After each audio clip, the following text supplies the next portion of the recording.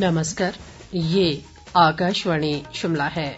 अब आप राजकुमारी चंदेल से प्रादेशिक समाचार सुनिए। आज के मुख्य समाचार। देश में राष्ट्रव्यापी कोविड टीकाकरण अभियान अगले सप्ताह से शुरू होने की संभावना, केंद्र की तैयारियां जोरों पर। मुख्यमंत्री जयराम ठाकुर ने कहा, परीक्षाओं को बोझ न समझें विद्यार्थी। शिमला में किया मेक शिफ्ट कोविड अस्पताल का शुभारंभ। प्रदेश कांग्रेस ने राज्य में बर्ड फ्लू की दस्तक पर चिंता जताई, सरकार से प्रभावी कदम उठाने की मांग। और प्रदेश के जनजातीय क्षेत्रों में भारी बर्फबारी से जनजीवन प्रभावित, कल से राहत की उम्मीद। कोविड-19 महामारी के खिलाफ देश एकजुट होकर लड़ रहा है। आप भी हमारे साथ सुरक्षा और बचाव के 3 आसान एहतियाती उपायों का संकल्प लें। कोविड-19 से बचाव और सुरक्षित रहने के 3 उपाय। मास्क लगाएं, 2 गज दूरी है जरूरी, सुरक्षित दूरी रखें, हाथ और मुंह साफ रखें। अब समाचार विस्तार से। केंद्र सरकार ने देश भर में अगले सप्ताह से कोविड टीकाकरण अभियान शुरू करने की तैयारियां तेज कर दी हैं। सरकार ने कहा है कि कोविड वैक्सीन के लिए पूर्वाभ्यास की प्रतिक्रिया के आधार पर सरकार इसके आपात उपयोग की तारीख से 10 दिन के भीतर वैक्सीन उपलब्ध कराने के लिए तैयार है। स्वास्थ्य सचिव राजेश भूषण ने कहा कि टीकाकरण के बारे में अंतिम निर्णय सरकार करेगी। स्वास्थ्य सचिव ने कहा कि करनाल, मुंबई, चेन्नई और कोलकाता में 4 प्राथमिक वैक्सीन स्टोर और देश में 37 वैक्सीन स्टोर हैं। ये स्टोर थोक में टीकों का भंडारण करते हैं और इन्हें आगे वितरित करते हैं। मुख्यमंत्री जयराम ठाकुर ने कहा है कि विद्यार्थियों को परीक्षाओं को बोझ न समझकर खुद के मूल्यांकन की प्रक्रिया समझना चाहिए। मुख्यमंत्री आज अपने जन्मदिवस पर वीडियो कॉन्फ्रेंसिंग के माध्यम से विद्यार्थियों से संवाद कर रहे थे। मुख्यमंत्री ने कहा कि परीक्षाएं शैक्षणिक प्रक्रिया में उत्कृष्टता प्राप्त करने और विद्यार्थियों की प्रगति के मूल्यांकन में सहायता का मार्ग है। उन्होंने अच्छे अंक प्राप्त करने की धारणा को विद्यार्थियों में तनाव का मुख्य कारण बताया और कहा कि इससे बचने के लिए विद्यार्थियों को समय से पहले परीक्षाओं के लिए तैयार रहना चाहिए। मुख्यमंत्री ने विद्यार्थियों से अपने माता पिता और अध्यापकों का हमेशा सम्मान करने का आह्वान किया और कहा कि सफलता का कोई भी वैकल्पिक मार्ग नहीं है। उन्होंने विद्यार्थियों को महामारी के इस दौर में अधिक सतर्क रहने का आग्रह भी किया। मुख्यमंत्री जयराम ठाकुर ने आज आईजीएमसी शिमला में 18 बिस्तरों वाले मेक शिफ्ट कोविड अस्पताल का शुभारंभ किया। इस अवसर पर मुख्यमंत्री ने आईजीएमसी में कार्यरत कर्मचारियों द्वारा लगाए गए रक्तदान शिविर का शुभारंभ किया, जिसमें 75 लोगों ने रक्तदान किया। उन्होंने इस मौके पर लोक कल्याण समिति के प्रभारी राजेश सरस्वती और उनके सहयोगियों को कोरोना काल के दौरान कोविड ग्रसित मृतकों के दाह संस्कार पर सेवाएं देने के लिए उन्हें सम्मानित किया। मुख्यमंत्री ने अस्पताल में ई क्लिनिक, ई कोर्ट एविडेंस, वीडियो कॉन्फ्रेंसिंग और टेलीमेडिसिन सुविधा भी जनता को समर्पित की। बाद में मुख्यमंत्री ने रिपन अस्पताल में नोफल चैरिटेबल संस्था द्वारा प्रदान की गई रोटी बनाने की मशीन का भी शुभारंभ किया। मुख्यमंत्री जयराम ठाकुर का 56वां जन्म दिवस आज शिमला में धूमधाम से मनाया गया। इस मौके पर समाज के विभिन्न वर्गों के लोगों ने मुख्यमंत्री को उनके सरकारी आवास ओक ओवर पहुंचकर स्वस्थ जीवन और दीर्घायु की शुभकामनाएं दी। प्रधानमंत्री नरेंद्र मोदी, भाजपा के राष्ट्रीय अध्यक्ष जगत प्रकाश नड्डा, विभिन्न केंद्रीय मंत्रियों, प्रदेश मंत्रिमंडल के सदस्यों, विधायकों, निगमों, बोर्डों के अध्यक्षों व उपाध्यक्षों और वरिष्ठ अधिकारियों ने भी मुख्यमंत्री को दूरभाष पर और व्यक्तिगत तौर पर शुभकामनाएं दी। मुख्यमंत्री ने इस मौके पर अपने सरकारी आवास ओक ओवर में रुद्राक्ष का पौधा रोपित किया। इस दौरान मुख्यमंत्री को राज्य REDD कार्य योजना प्रस्तुत की।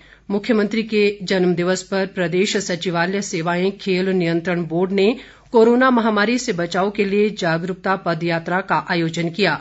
बोर्ड के महासचिव राजेश शर्मा ने बताया कि ये पदयात्रा गुलपाल वर्मा द्वारा लिखे कोरोना जागरूकता नारों पर आधारित थी।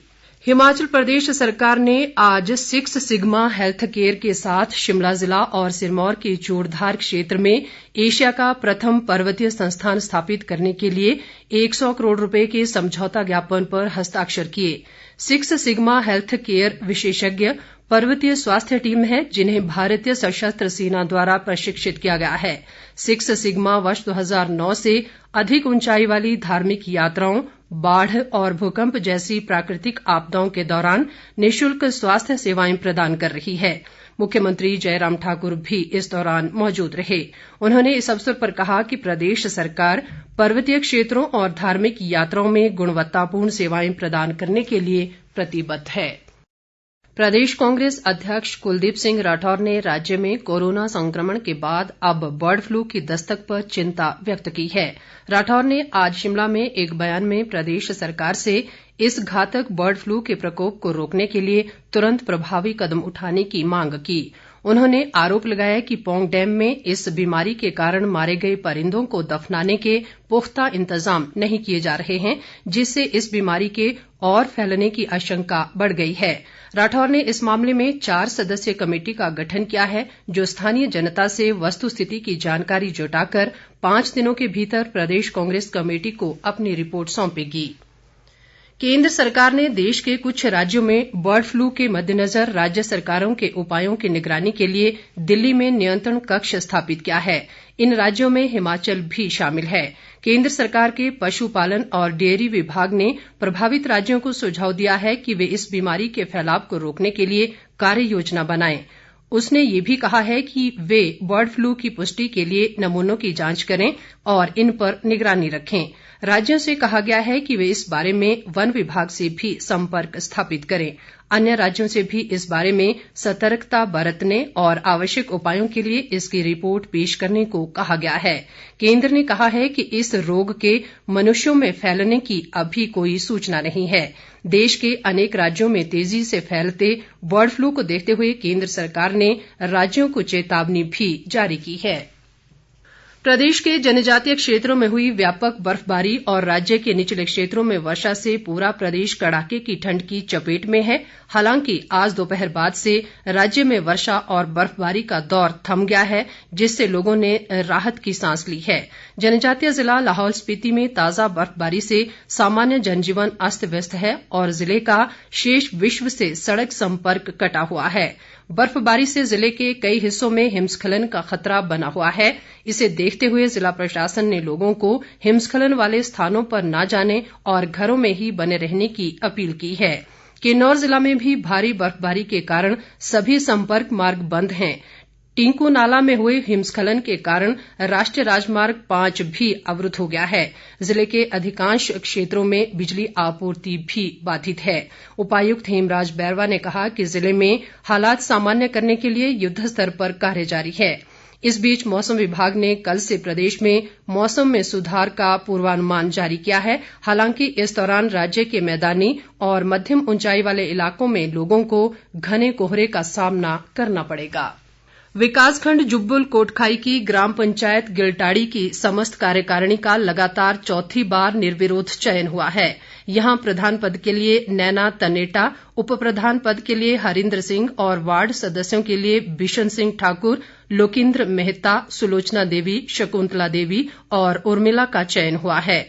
उधर हमीरपुर जिला की चकमोह पंचायत के सभी उम्मीदवारों ने पंचायत में स्वास्थ्य केंद्र न बनने पर चुनाव के बहिष्कार का निर्णय लिया है। अंत में मुख्य समाचार एक बार फिर। देश में राष्ट्रव्यापी कोविड टीकाकरण अभियान अगले सप्ताह से शुरू होने की संभावना, केंद्र की तैयारियां जोरों पर। मुख्यमंत्री जयराम ठाकुर ने कहा, परीक्षाओं को बोझ न समझें विद्यार्थी। शिमला में किया मेक शिफ्ट कोविड अस्पताल का शुभारंभ। प्रदेश कांग्रेस ने राज्य में बर्ड फ्लू की दस्तक पर चिंता जताई, सरकार से प्रभावी कदम उठाने की मांग। और प्रदेश के जनजातीय क्षेत्रों में भारी बर्फबारी से जनजीवन प्रभावित, कल से राहत की उम्मीद। इसके साथ ही ये समाचार बुलेटिन समाप्त हुआ। नमस्कार।